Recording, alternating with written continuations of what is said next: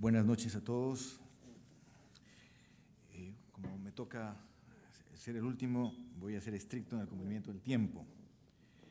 En primer lugar, pero también es el privilegio de sacar algunas conclusiones de la valiosa jornada de hoy. El déficit de infraestructura, según el Instituto Peruano de Economía, es de 37.000 millones de dólares. Es un reto tremendo. Todavía es más difícil llegar a la Sierra de Piura que llegar de Sao Paulo a Brasilia, sobre todo en época de lluvia. Este es un gran problema en el Perú que tenemos que resolver, y la minería ayuda muchísimo a ello, pero nos falta gerencia del desarrollo regional. Y yo no sé qué fórmula tenemos que encontrar, pero quizás una suerte de comités presididos por empresarios a nivel de macroregiones que ayuden a el portafolio de proyectos en cada región del Perú. Pero y en las macroregiones, porque incluso tenemos problemas de regiones que no deberían ser regiones, por consideraciones técnicas y económicas. Ya se ha tocado el tema de la debilidad institucional, el costo de la informalidad. El 60% de la masa laboral en el Perú es informal.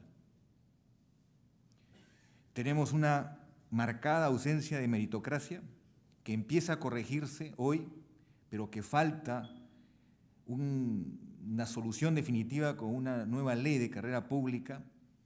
Ocupamos el puesto 96 en calidad en las instituciones públicas. El tema de la poca inversión en educación, en innovación estamos en el puesto 110. Brasil invierte el 1% del Producto Bruto Interno en ciencia y tecnología, el Perú está en 0.15%. Hay dos posibles salidas, Mercedes ya ha mencionado alguna de ellas. Un pequeño porcentaje del canon que se destine a ciencia e investigación bien llevado a cabo puede dar grandes resultados, o un pequeño porcentaje de lo que se recauda de impuesto a la renta a partir de acuerdos triangulares, como ocurre en Europa, entre empresa, universidad y gobierno local, regional, vía una suerte de certificación o de opinión que podría dar el CONCITEC, pero tratar de buscar que los mejores proyectos de investigación e innovación vinculados a nuestras potencialidades tengan soporte financiero. Luego tenemos la presión tributaria, que si bien es 7 puntos mayor que la de comienzo de la década de los 90, todavía es insuficiente para atender el sueldo, por ejemplo, de los militares. Hoy vemos un candidato que dice lo que quieren escuchar en cada escenario. Y lo más triste es que nos hace pensar que eso puede hacer que la política en el Perú vuelva a tiempos atrás, porque lo primero que va a hacer, si es que este señor gana las elecciones, es exactamente lo contrario a lo que dice, porque la caja fiscal no da para pagar todos esos aumentos. El año pasado, con las justas, gracias al milagro peruano, el Perú dio un saldo positivo en su presupuesto, un pequeño superávit.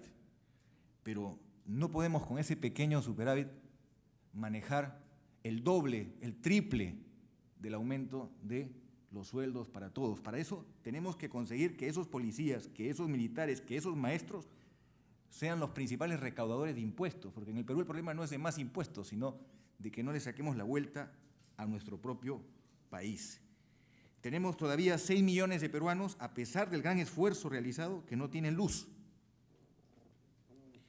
Y hemos avanzado en el índice de desarrollo humano en los últimos años, pasando del puesto 78 al puesto 63.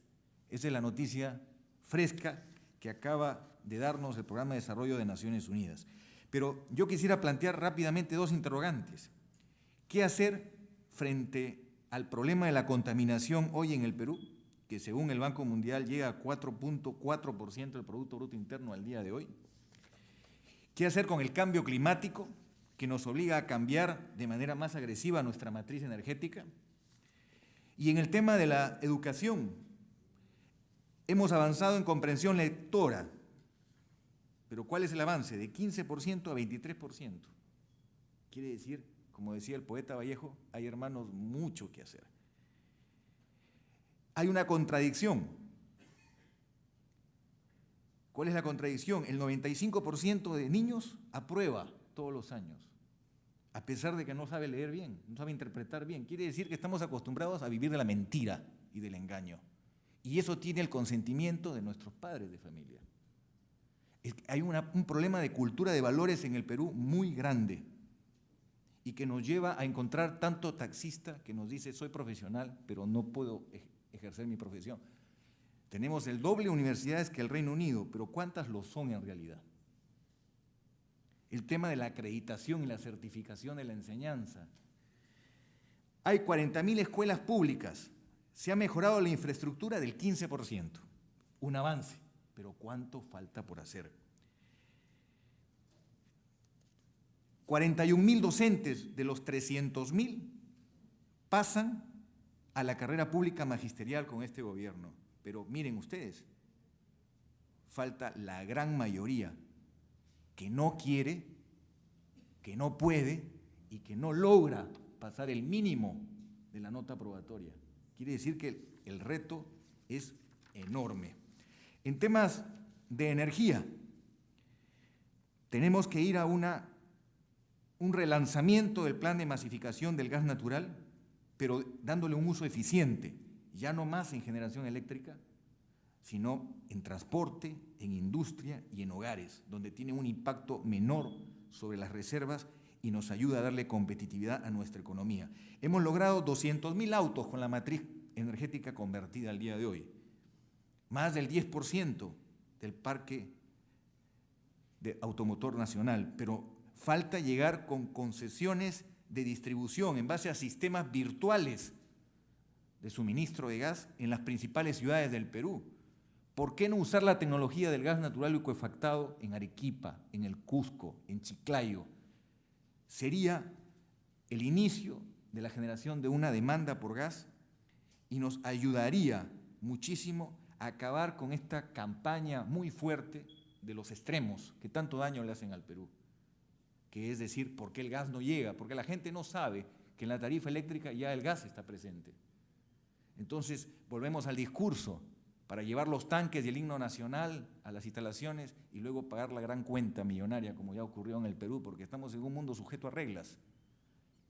Entonces, una cosa es renegociar en mesa y otra cosa es plantear cosas que signifiquen para el país retroceder, como no respetar las reglas de juego. En materia de eficiencia energética, tenemos 14 millones de bombillas incandescentes. ¿Qué significa eso? Que tenemos más de una central hidroeléctrica de mediano tamaño virtual que no podemos aprovechar porque no hemos enseñado a nuestra gente que ese foco le significa, incandescente, le significa 80% más de consumo y pago de su presupuesto familiar. Si usara un foco ahorrador certificado, garantizado, evidentemente mejora su economía y ayuda al país. Necesitamos ejecutar un decreto que sacamos con Mercedes, el bono del chatarreo, que tiene dos manifestaciones, grandes unidades de transporte y vehículos menores. No es un gasto, es una inversión, porque de nada hacemos con un combustible más limpio si es que no tenemos una flota vehicular nueva.